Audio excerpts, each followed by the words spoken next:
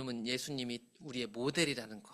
여러분 다 아시죠? 그러니까 다 아시는 내용인데 한번 좀 더 확인해 볼 건데, 여러분 사람을 모델로 삼으시면 안 돼요. 사람을 존경할 수도 있고 존중해야 돼요. 그리고 그 사람한테 배울 건 배워야 돼요. 근데 그 사람은 내 모델이 될 수는 없어요. 우리가 예수님 믿는 성도로서 살아갈 때 우리의 유일한 모델이 뭐냐면 예수님이에요. 그리고 우리의 모델은 성경에 나와 있는 하나님 말씀을 따라가는 게 모델이에요. 여러분 사람을 보고 따라가는 거 그렇게 어렵지 않습니다. 그런데 사람이 모델이 아니라는 사실을 꼭 인식하셔서 예수님을 모델로 삼으시고 그 예수님이 하셨던 것처럼 여러분 안에 계신 하나님이신 성령을 따라가는 게 신앙이다. 여러분 성경 말씀 읽으면서 어떤 생각 드세요? 성경 말씀으로 있잖아요. 우리가 행동하고 있는 거, 내 지나온 경험들을요 해석해 내셔야 돼요. 말씀으로 경험을. 이게 무슨 말일까 좀 풀어서 설명해 드리려면, 신앙생활하는 우리가 함정에 빠지는 경우가 있어요. 그거는 우리뿐만 아니라 구약 시대에도 있었고 예수님 시대에도 서기관과 바리새인들이 빠졌던 함정들이에요. 그건 뭐냐면 이런 거예요. 우리는 설교를 듣고 뭐 은혜 받는다 해도요 다 이런 함정이 있거든요. 지금 제가 이 말씀을 하는 순간에도 여러분들의 경험이 있어요. 여러분들의 머리에 지식이 그동안 쌓인 지식과 지혜가 있습니다. 그걸 가지고 해석하기 시작해요. 그러니까 제가 어떤 얘기를 해도 그 얘기를 내가 갖고 있는 경험이나 지혜로 받아들이려고 하는 거예요. 그런데 이게 우리를 공경에 빠뜨린다는 거예요. 우리가 말씀을 왜 끊임없이 읽냐면 이런 내 경험이나 내 지혜, 내 신앙 연수로 쌓여온 어떤 기준이 아니고 말씀을 지침되게 하려고 말씀을 계속 읽는 겁니다. 여러분 잘 생각해보세요. 제가 가끔 드리잖아요. 여러분 성경을 통해서 목사가 뭔지에 대해서 여러분이 깊이 고민해 본 적이 없어요. 그렇죠? 그런데 여러분 경험이나 지혜에 의해서 목사는 이래야지 라는 게 있으세요. 그리고 과거에 여러분들 봤던 좋은 목사다고 생각했던 사람이 있고 이렇게 목회하는 게 좋겠더라고 하는 지혜들이 있으세요. 여러분 다 그 지혜로 목사를 생각하고 있어요. 마찬가지 교회도 여러분 성경 많이 읽으시면서 교회가 이런 거구나라고 해가지고 성령의 감동 아래서 말씀을 읽고 깨달은 적이 있으세요? 죄송한 말이지만 이런 분들이 많지 않습니다. 그러니까 항상 교회 얘기 나오면 다 자기가 경험했던 교회 이야기만 나와요. 순서도 왜 이렇게 해요? 우리 교회는 늘 이렇게 했어. 옛날에 우리 목사님 이렇게 했어. 누구누구 목사님 이렇게 했어. 그런데 그게 성경이에요? 아니죠. 이게 우리를 공경에 빠뜨린 거예요. 여러분들이 말씀을 읽고 은혜를 받으려고 해도 내가 갖고 있는 경험과 지혜가 성경보다 위에 갈리는데 그것도 몰라요. 그래서 성경을 읽으셔야 된다는 거예요. 지금이라도 읽으셔야 된다는 거예요. 스스로 읽고 거기서 발견이 되셔야 돼요. 다시 한번 말씀드리지만 하나님께서는 성경을 통해서 말씀하실 수 있다니까요. 이 성경이 성경 공부로 제가 해석해 주는 게 아니라 내가 읽고 그걸 받아들이는데 성령이 깨닫게 하시는 거예요. 교회가 이거였구나. 믿음이 이거였구나. 기도가 이거였구나. 그걸 깨닫지 못하면 여러분들은 30년 신앙생활이 오히려 여러분들의 장애물이 된다. 자주 말씀드리잖아요. 그래서 교회 힘들게 하는 사람들 다 잘 생각해 보세요. 교회 힘들게 하는 사람들은 교회 안에서 오랫동안 신앙생활했고 사람들한테 힘을 얻었던 사람인데 누구보다 자기 경험과 지혜에 빠져있는 사람들이 결국 교회를 시끄럽게 만들어요. 잘 보셔야 됩니다. 내가 이런 사람이 아니다 생각하죠? 아니요. 내가 지금 이미 이런 사람이 됐을 수도 있어요. 이런 사람이. 마음속에서 이런 싸움이 일어나는 거죠. 그러므로 어떻게 하냐면 하나님이 무엇이라고 말씀하시는지, 하나님은 어떻게 일하시는지를 성경에서 봐야 돼요. 성경에서.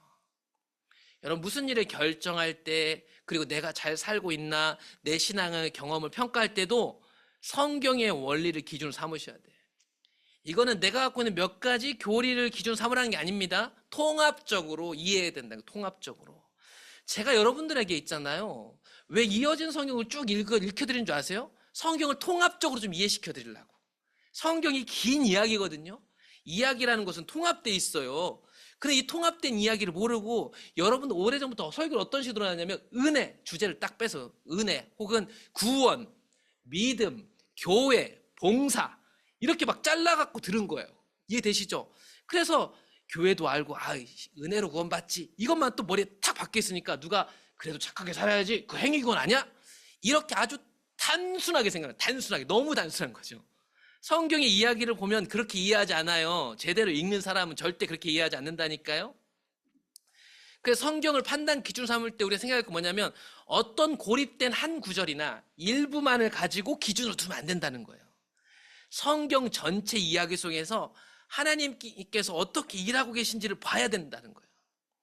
이게 안 되니까 여러분 잘 보시면 신천지 애들이 맨날 14만 4천 명이 누구냐, 저기 말씀 밭이 뭔 줄 아냐, 이렇게 일부 구절들을 딱 짜맞추게 하잖아요. 한국교 일반 성도도 똑같아요. 다 그렇다니까. 우린 죄인이야. 예수님 은혜로 구원받았어. 은혜로 구원받았으니까 하나님이 우리를 끝까지 예정해서 구원할 거야. 틀린 얘기 아니거든요. 근데 그거 안에서 협소하게 되는 거예요. 협소하게. 그러니까 다른 사람하고 이야기가 안 통해. 불신자들하고 이야기가 안 통해. 왜냐하면 내가 이야기를 안 갖고 있으니까. 성경 전체 이야기를 아는 사람은요, 누구에게도 복음의 이야기꾼이 될 수 있는 거예요. 사실은 사람들에게 공부를 해서 말로 하는 게 아니고 전체를 알면 틀리다고요. 여러분 영역들을 생각해 보세요. 일부만 아는 사람하고 전체를 통괄해서 아는 사람하고는 다르잖아요. 그래서 성경 전체를 통해서 봐야 되는 거예요. 그래서 성경을 우리의 길잡이 삼아가지고 봐야 된다는 얘기예요. 그래서 성경을 좀 보시면, 성경을 보게 되시면 창세기 12장 1절에 가보시면 우리가 잘 아는 아브라함을 부르실 때 하나님 얘기를 잘 보세요. 우리가 이제 성경을 기준으로 삼아서 봅시다. 하나님을 보게 되면 하나님은 언제나요, 딱 야 내가 몇 월 며칠까지 너에게 이 땅을 줄게 뭐 이런 식으로 아니에요. 아브라함 부르실 때는요 아주 단호하게, 야 일단은 네가 있는 너의 기준을 떠나. 그래서 내가 보여줄 불안정한 저곳으로 가라. 제가 말씀드렸잖아요. 이 당시 고향 친척 아버지 집은 내 안전 울타리라고. 이거는 내 조상 때부터 가문 대대로 이어지는 곳이라고요. 그 당시에는 많이 이동을 안 했으니까. 이사를 안 간다니까요. 부족 공동체잖아요. 여기서 평생을 살았고 아버지도 할아버지도 쭉 살았단 말이에요. 근데 하나님이 아브라함 부르면서 거기 떠나래요. 떠나라고.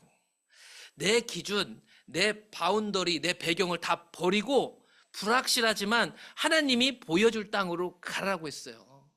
그러니까 내 기준을 버리고 하나님 보여주시는 가는 거죠. 예수님이 제자들을 부를 때도 보세요. 베드로와 안드레, 이 사람도 어부였잖아요. 어부인 베드로와 안드레를 제자로 부를 때, 야 니네들 이거 버리고 나 한 3년 정도 따라오면 내가 십자가 질 거거든. 그리고 하나님 나라가 올 거야. 그럼 그때 성령 받고 니네 교회 크게 세워라. 이렇게 말씀하신 적 있어요? 없어요. 어부로 잘 살고 있는 그들에게 말씀하시되 나를 따라오라. 너무 좀 뭐라고 해야죠? 좀 무례하지 않아요? 나를 따라오라. 나이도 뭐 크게 차이 나는 거 아니에요. 비슷비슷했단 말이죠. 나를 따라오라. 너희를 사람 낚는 어부가 되겠다. 사람 낚는 또 어부는 뭐야? 예수님의 초청은 그런 거였어요. 예. 그리고 다른 어부들이, 세베대 아들들이 있었죠. 세베대 아들들이 야고보와 요한도 똑같이 부르셨을 때 똑같았을 거예요. 여기 똑같은 행태가 나오잖아요. 여기 대사는 안 나오죠. 똑같은 거죠. 나를 따라와라. 마태복음 9장 9절에서 세리였던 마태, 돈이 최고야 하고 살았던 마태죠. 이 사람도 예수님 제자가 됐어요. 야, 너 나를 따라라. 세리로서의 직업 내려놓고 따라오라고 한 거예요. 돈이 좋아서 동족까지 피 빨아먹으면서 세리가 돼서 부자가 됐다니까. 마태는 그거 놓고 따르라 그랬더니 마태가 따라갔대요. 이게 성경이 말하고 있는 주님의 길을 가는 사람들에게 나타나는 일이에요. 그러면 우리를 인생을 향해서 하나님은 뭐라고 하실까요? 여러분은 왜 예수님을 믿으세요? 그리고 지금도 예수님을 믿는 이유가 무엇이에요? 내 인생을 향한 하나님의 뜻은 무엇인지 여러분 좀 깨달으셨나요? 두 가지 기도 제목이 있습니다. 이 기도 제목은 똑같은 것 같지만 달라요. 제가 이제 여기서 말한 건 안 좋은 의미에서 말씀드리는 겁니다. 내 인생을 향한 하나님의 뜻은 무엇일까요? 이걸 좀 더 풀어드리자면, 우리가 하나님의 뜻을 묻고 기도할 때 어떻게 하냐면 자기 인생을 다 풀어놔요. 그래서 하나님, 저는 언제쯤 취업이 될까요? 언제쯤 우리의 아이들은 풀릴까요? 언제 내가 집 하나 가질까요? 나는 왜 이렇게 힘들어요? 나도 좀 돈 좀 많아서 이제 신앙생활을 편히 하고 싶어요. 이렇게 내 인생을 끼어들어와서 하나님의 뜻을 구하는 기도가 맞을까? 아니면 일단 나는 빠지는 거죠. 나는 빠져 있는 거예요. 그 순수하게, 아주 순수하게 하나님 뜻은 무엇일까? 여러분 어떻게 기도하세요? 세상 사람들은요, 여기를 조금 만져주면요 기도 열심히 합니다. 여러분 하나님 뜻이 있어요. 여러분 부자가 될 수 있습니다. 여러분 자신감 있게 살 수 있어요. 그러면 기도 많이 하러 옵니다. 예. 그런데요, 이 앞에 나를 빼고, 여러분, 이 시대, 내가 살고 있는 곳, 내 환경 가운데 이 시절에 하나님의 뜻은 무엇일까요? 라고 해서 나를 빼고 얘기하면 아무도 기도가 잘 막히는 거예요. 기도줄 막힌다고 생각하는 사람들이 많죠. 뭐가 맞을까? 여기서 하나님의 뜻이 무엇입니까? 제가 보여드린 두 번째 이 기도 제목의 뜻의 의미를 말씀드리자면, 지금 내가 있는 곳에서 하나님이 목적하고 계신 것이 무엇이냐고 먼저 묻는 거예요. 여기서 나는 빠집니다. 나는 빠지고 내게 있는 환경은 있는데, 여기서 내 목적, 내가 원하는 것을 이루려고 하는 게 아니고, 내게 주어진 이 환경에서 하나님이 원하는 게 뭐예요? 이게 내 궁금증인 거예요. 이 환경에서 내가 뭔가를 하려고 하는 게 아니고, 내 목적과 필요를 채우려는 게 아니고, 하나님 뭘 원하시는 거예요? 철저하게 하나님 의견 알고 싶은 거예요. 그래서 하나님이 무엇을 하고 계신지 알게 되면 그때서야 내가 무엇을 해야 되는지도 알게 되는 거예요. 그렇게 내 인생이 아닌 하나님께 초점을 맞추고 난 뒤에야 내 인생길이 확연하게 보이기 시작하는 거예요. 근데 우리는 순서가 완전 거꾸로 됐죠. 그래서 내가 빠지면 기도를 못해요. 내가 빠지면. 바꿔 얘기할까요? 내가 어느 정도 만족을 하면 기도가 안 되기 시작해. 맞죠? 옛날에 어려울 때 기도 잘 되셨죠? 왜 그런 줄 아세요? 거기에 내가 끼어들어왔거든요. 그래도 하나님 은혜를 주셨어요. 근데 지금 문제는 뭐예요? 내가 평탄하거든요. 먹고 살만하고, 그렇다고 해서 200% 300% 만족하는 건 아니지만 크게 불편함은 없어. 교회 와서 조금 기도할 때 마음 찔리긴 하지만 또다시 문 밖에 나가면 아무렇지도 않아. 먹고 사는데 문제 없고, 보험이 있고, 의료보험이 잘 돼 있고. 그러니까요, 기도가 안 되는 거예요. 그동안 어떻게 기도했다는 거예요? 철저하게 나 중심적인 기도를 해왔다는 거예요. 하나님의 뜻이 무엇인지 알면 이 시대를 향한 교회와 내 가정과 우리 한국 땅에서 일하고 있는 하나님의 뜻을 보면요, 기도를 안 할 수가 없어요. 왜 이렇게 심각해요, 목사님? 왜 이렇게 세게 설교해요? 이게 한국 교회 현실이 안 보일 수가 없다니까요. 기성교회 목회자로서요, 이렇게 목회하는 사람 별로 없을걸요? 그런데요, 하나님의 뜻이 보이면 그렇게 할 수밖에 없어요. 하나님이 원하시는 게 뭔지를 알겠으니까. 나 목회 잘하고 잘 먹고 잘 살아라. 30년 네가 하고 싶은 목회 잘해. 이게 하나님 뜻이 아니니까요. 하나님 뜻이 무엇인지 알겠으니까요. 그러니까 나는 빠지고 하나님 뜻이 무엇인지 보여지기 시작하면 내가 할 일이 너무 분명해진 거예요. 근데 이걸 모르는 사람들은 오해하는 거죠. 목사님 설교가 이렇게 세요. 왜 그런 말씀을 하는 거예요? 나 들으라는 얘기예요. 이런 사람들은요, 하나님 뜻이 뭔지 모르니까 그런 거예요. 우리의 모델 예수님을 보셔야 돼요. 예수님. 그래서 오늘 읽은 말씀 보고 계시면 예수님께서 자기가 왜 이렇게 한지 설명합니다. 우리 아버지가 이렇게 일하고 계셔서 나도 일하는 거야. 예수님이 지금 사역을 하시는데요, 하나님 아버지가 일하고 계셔서 하는 거예요. 잘 생각해 보세요. 예수님 이때가 약 30세쯤이래잖아요. 3년 동안 사역했단 말이에요. 30년 동안은 평범하게 목수 아들로 살았단 말이에요. 그리고 우리 보통 목수 예수님이라 하는 이유가 그거예요. 예수님은 이렇게 능력 있고 하나님의 아들이셨는데도 불구하고 30년 동안은요, 목수로 있는 게 저 가나안 땅에, 저기 뭐죠? 나사렛, 저 조그만 동네 나사렛에서 가난한 아버지 목수 밑에서 목수를 배우는 게 자기 사명이었다고요. 거기서 일하고 있었어요. 그리고 아버지께서 일하시는 곳이 이제는 이 예루살렘 십자가에 지는 거니까 그때쯤 돼서 3년 사역하러 와서 지금 병도 고치고 능력을 행사하는 거예요. 이런 능력을 갖고 계신 분이 왜 이 땅에 30년 동안 조용히 사셨냐고요. 왜요? 아버지 의중과 의도를 따라서. 이게 아버지가 일하는 방식이었고 그 방식을 따라 예수님이 일한 거예요. 예수님 이렇게 얘기합니다. 그들에게 이르시되 내가 진실로 진실로 너에게 이르노니 아들이 아버지께서 하시는 일을 보지 않고는 아무것도 스스로 할 수 없느니 아버지께서 행하신 그것을 아들도 그와 같이 행한다. 예수님은요, 무리를 걷고 귀신도 쫓고 병도 고치는데 뭐라고 하냐면 나 혼자서는 할 수 없는 일이야. 나는 할 수가 없어. 이렇게 얘기합니다. 나는. 이거 아버지가 하시는 일이야. 그리고 그 아버지가 행하시기에 나도 하는 것뿐이야. 그러니까 사실 이게 예수님이 하는 건데요, 예수님이 이 땅에 사역하시는 동안 3년 동안 이건 아버지의 일이라고 생각했던 거예요. 그리고 그 일이 실제로 이루어졌던 거죠. 아버지가 우리 가운데 일하신다니까요. 그걸 보고 우리도 동참하는 거예요. 그리고 거기에 하나님의 역사가 일어나는 거죠. 아버지께서 아들을 사랑하사 자기가 행하시는 것을 다 아들에게 보이시고 또 그보다 더 큰 일을 보이사 너희로 놀랍게 여기게 하시리라. 아버지는 아들에게, 사랑하는 이에게 자기가 하고 있는 일을 보여주시고, 아버지가 거기서 일하고 계신, 나도 아버지 사랑하거든요. 거기 있는 거예요. 거기 있으면 내가 해야 될 일이 보이는 것뿐이죠. 그러니 큰 일들이 일어나죠. 하나님만 하실 수 있는 일들. 여러분, 이게 신앙생활 하는 거예요. 교회 봉사만 하는 게 아니고, 교회 봉사도 이렇게 해야 능력이 나타나는 거예요. 이렇게 해야 견딜 수 있는 거예요. 아버지 사랑을 만끽해야 욕도 좀 먹을 수 있고요. 실수해도요, 자존심 상해도요, 버틸 수가 있는 거예요. 그런데 이렇게 하는 게 아니고, 늘상 해왔던 거고, 우리가 일하는 방식들 있잖아요. 다 있어요. 그게 있으니까 교회를 하는데도 힘들어요. 그리고 상처를 받아요. 시험에 들어요. 어려운 게 없다는 얘기가 아니에요. 어려운 게 있는데요. 아버지가요, 그걸 견디게 해준단 말이에요. 예수님 생각해 보세요. 그 당시 종교 기득권인 서기관과 바리새인들 얼마나 괴롭게 했어요. 2단이네, 3단이네. 사람들이 살아나고 뭐 이런 거 필요가 없어요. 어려운 사람들이 나음받고 하나님 찬양해도 소용이 없다니까요. 그들 기준에 안 맞으니까. 심지어 십자가에 못 박기까지 했는데. 근데 어떻게 견뎠어요? 아버지가 나를 사랑하는 걸 알았어요. 그러니까 십자가도 지는 거 아니에요. 십자가 지기 전날 밤 생각해봐요. 겟세마네에서 이 잔이 지날 수 있으면 지나가게 해주세요. 힘든 거라니까요. 십자가 예수님한테 쉽게 생각하고 예수님 쉽게 주셨겠지. 아니에요. 우리가 여러분 한 발 내딛는 것보다 더 힘든 거예요. 그분은 아버지 사랑으로 그 일들을 해냈던 거예요. 그러니 하나님 아버지가 가깝게 지내는 게 우리가 해야 될 일이죠. 그러면 좀 정리를 해보면 이럴 수 있을 것 같아요. 이걸 좀 제가 앞에 나온 내용들 정리해 볼게요. 아버지께서 이제까지 일하셨다. 예수님 얘기예요. 그래서 나도 일하는 거다. 그런데 이 일은 내 스스로 하는 게 아니다. 이렇게 얘기를 해요. 그죠? 이거는 나는 아버지께서 하시는 일을 잘 본다. 아버지가 저 일들 하고 계시는구나.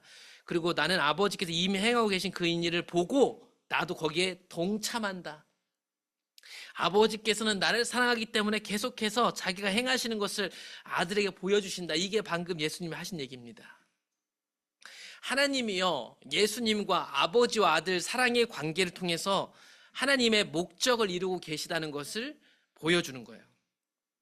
그래서 이런 모델 예수님을 따라서 우리도 어떻게 해요? 하나님이 어디서 일하고 계신지 찾아서 그분의 뜻에 동참해야 돼요.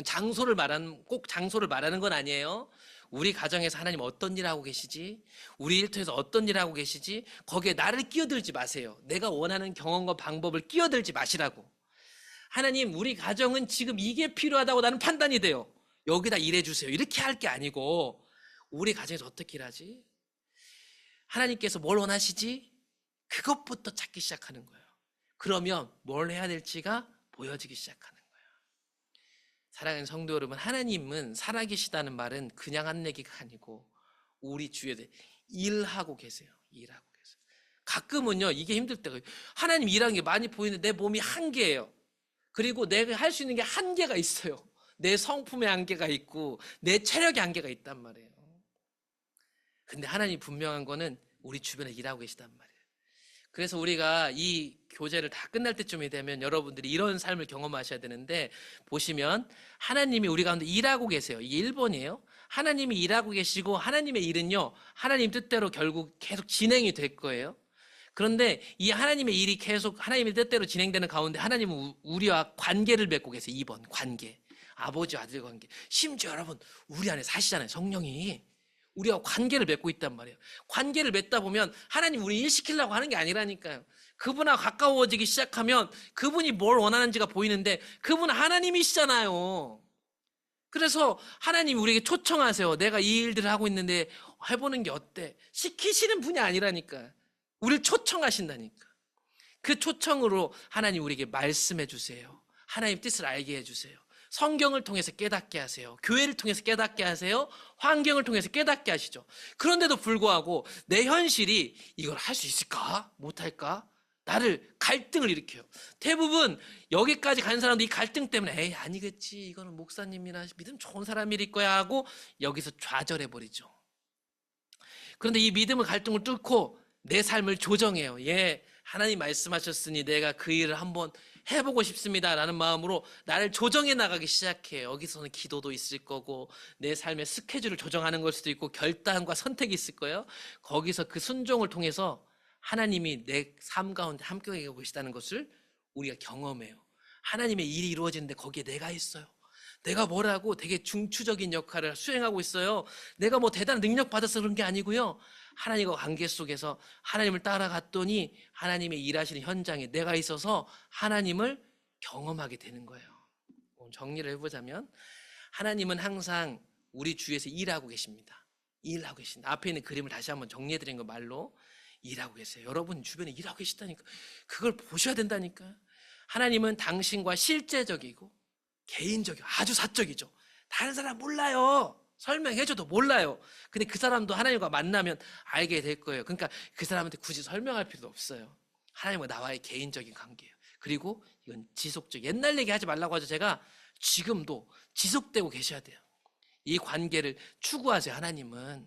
그러니까 하나님은 실제적으로 내 안에 말씀하시고 나의 가장 잘 알고 계시며 나와 지금도 계속해서 관계를 맺고 싶어 하시는 분이다.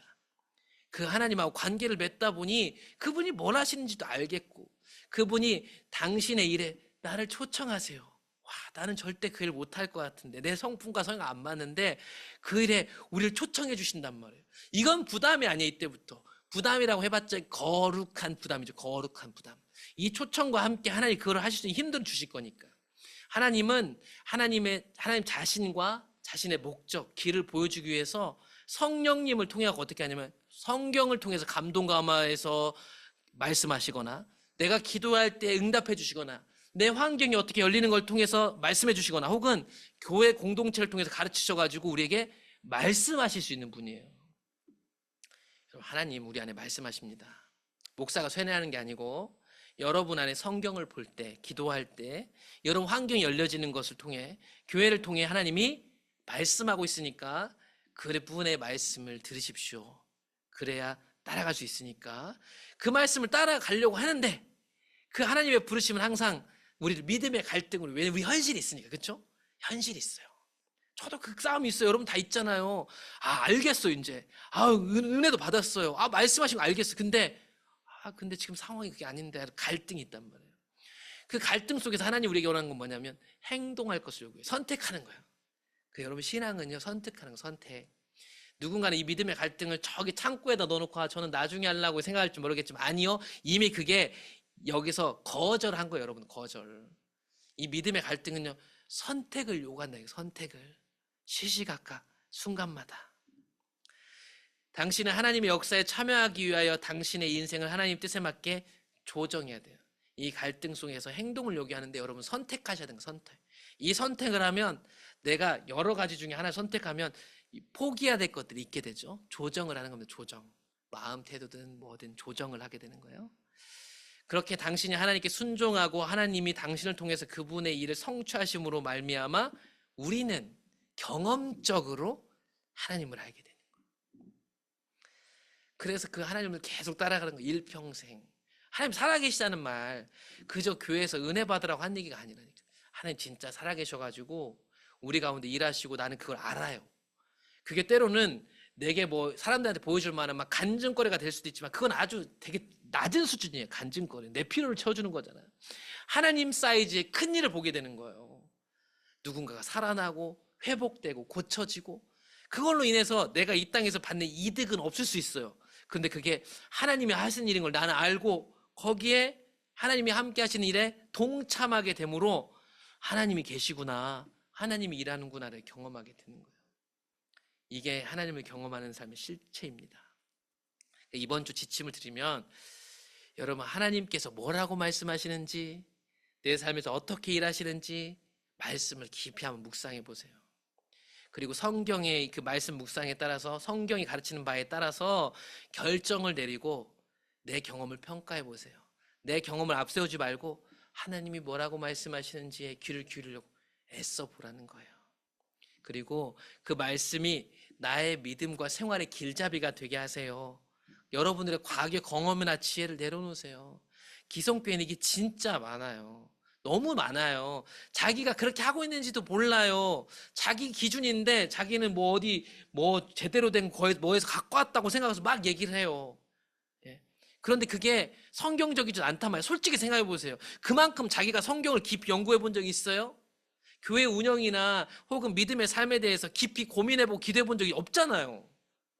근데 교회 일을 오랫동안 해왔던 사람들은 아주 쉽게 대안을 내놓고 자기 의견을 얘기해요. 얘기할 수 있죠. 그런데 그게 하나님 기준인지 아닌지는 스스로 한번 판단해 볼 필요가 있다라고 말씀을 드리는 겁니다. 또한 올바른 질문은 자기를 끼워놓고 하지 마시고 철저하게 순수한 의도로 하나님의 뜻이 무엇일까 한참을 실험해 보라는 거예요. 평소에 이런 기도를 안 해본 사람이 어느 날 갑자기 하면 되겠어요? 안 되죠. 그러니까 기도가 막히는 것 같고 잘 모르겠죠. 그게 맞아요. 그런데 올바른 질문으로 돌아가기 위해서 새로운 기도 제목들이 필요한 거예요. 하나님이 뜻이 무엇인지. 또한 하나님이 어디서 일하시는지 보고 그분의 뜻에 동참하기 시작하셔야 돼요. 하나님 저기 일하시는 것 같다 하면 내가 평소에 싫었던 사람이야. 나하고 안 맞던 사람이야. 그래도 거기 가셔야 되는 거예요. 그 일에 동참해봐야 되는 거예요. 가서 야 내가 하나님 일에 동참을 안 해. 나 안 도와주네. 이렇게 하시면 안 되고 내가 동참해보려고 했으니까 내가 하자는 대로 해. 이런 거 말고 하나님 뜻에 순종해 보는 거예요. 거기서 하나님 경험하는 거죠. 하나님은 여러분 주위에서 항상 일하고 계세요. 이건 이론이 아니고 실제니까 이것을 경험하는 우리가 됐으면 좋겠습니다. 뭐 체험주의 신앙 얘기하는 게 아니라 실제니까요. 그래서 남은 한 주도 이 은혜가 충만하게 있었으면 좋겠고, 저는 여러분들이 진짜 예수님 만나서 진짜 행복하고 사람에 끌려다니지 않고 후회하지 않는 신앙생활 하셨으면 좋겠고, 교회 안에 봉사를 하고 같이 교회를 세워줘도 일 안에 매여 있어서 자기를 소모하는 사람이 아니고 교회 일을 통해서 자기가 성장해서 자기의 일터와 삶을 세워갈 수 있는 사람들이 됐으면 좋겠어요. 그게 성경이 말하고 있는 신앙이니까 꼭 그 신앙으로 우리가 함께 가기를 기대합니다.